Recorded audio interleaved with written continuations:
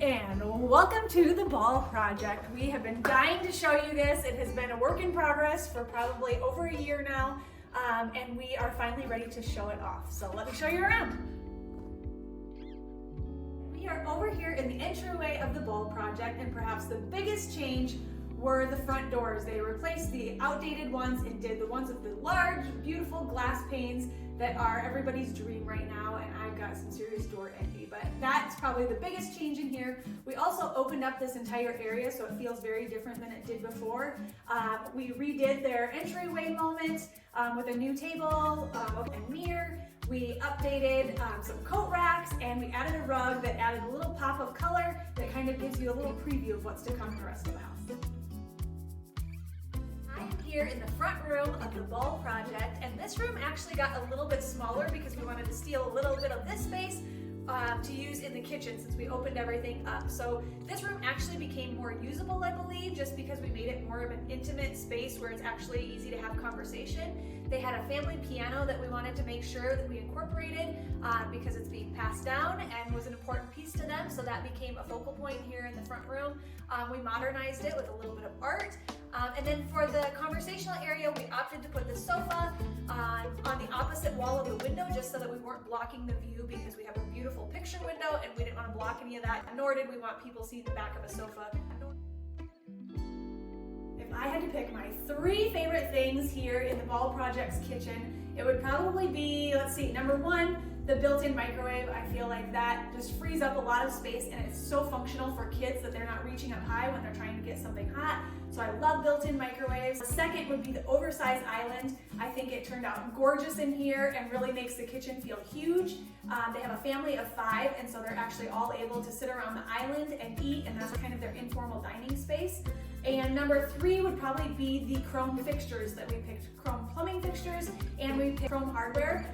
We haven't done that in very many projects recently, and I just felt like it really added to the modernness of this kitchen, and it was just a nice little change of pace for us. I just wanted to give you a little tour of this bar area.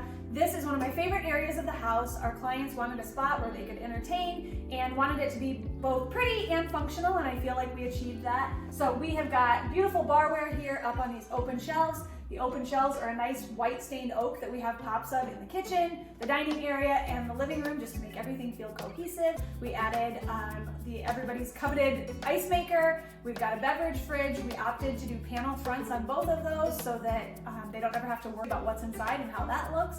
And then we've got the bar sink here to make that nice and easy for cleanup and actually creating cocktails over here. So I hope this place is as functional as it is beautiful, because we love how it turned out. We're here in the Ball's dining room.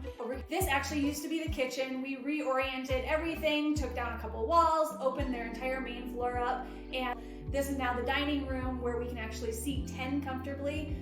We've got a bar area that is perfect for entertaining, that's not only gorgeous, but actually functional. One of the other pieces that we did in here was to add a built-in storage unit rather than doing a piece of furniture for the buffet. We actually liked how a custom one filled out the space a little bit more and provided optimum storage. We could go a little bit deeper. We're super excited about how this turned out, and I hope they are too. We're in the living room, and this space did not change size, but we actually reoriented the whole entire room. TV used to be over here. This fireplace was there, and we didn't want to mess with moving that, so we needed to come up with a way that we could have one wall that had both focal points. We opted to do the TV off to the side. We literally cut the brick, had a mason come in, finished the corners for us again, painted that so that everything could be over on one wall, and we could have the sofa oriented over there, and I believe that it actually created a much more usable space for them in the end. I am over here in the kids' bathroom of the Ball Project, and I love how this space turned out. So they've got 3 kiddos, so we needed to not only maximize storage, but we needed to maintain the double sinks. And so we opted to maximize storage by doing a full-length lower vanity cabinet. Before, they had a big open space that just wasn't useful. And then we added additional cabinetry up here, a tower of cabinets that obviously adds storage, but it also separates your children. So the more distance between kids, the better. Am I right? One of my favorite features of this bathroom is how we took the same tile that we used in the shower and we put that behind the mirrors on the vanity wall. They're 24-inch long tiles, just a really fun shape, and a lot of times you don't see mirrors on top of tile. People don't take the tile all the way up to the ceiling there, and I think that it is very functional for their kids, and it's also beautiful. We had a little bit of fun with the floor, did a little bit more playful pattern because it is a kid's bathroom, and I just love the way that it turned out. Over here in the primary bathroom of the Ball project, and this did a total transformation. Not only was it very dark, outdated colors, we actually moved the entire shower and the toilet in here. So vanity is in the same place, but we decided to move the shower to where the tub was. The tub used to take up that entire back wall, and now the shower takes up almost that entire back wall. So they have a much larger shower than they started with. We added a water closet just so they can have some privacy, so that two people can be using the bathroom at the same time. And then we wanted it to just feel like a primary bathroom. So we went with a lot of bright whites and classy. We've got some movement in the floor, and we had a lot of fun with the wall tile on the shower that it's just a rhombus shape that you don't see all the time, and just gave it a little something in here. Opted for doing the double vanity with the mirrors, and then opted to do the sconce in the middle rather than doing sconces above. I really like the way that turned out. That's always a nice way to use it when you're trying to separate the sinks a little bit more. You kind of end up with an awkward space sometimes, and so a sconce works great there and gives us a pretty moment for the flowers as well. So again, total transformation. We went with brushed nickel in here, just tried to dress everything up a little bit and make it feel like something special for our homeowners. I'm over here in the laundry room / mudroom of the Ball project, and I hope you get to see the before and afters of this space because it is phenomenal.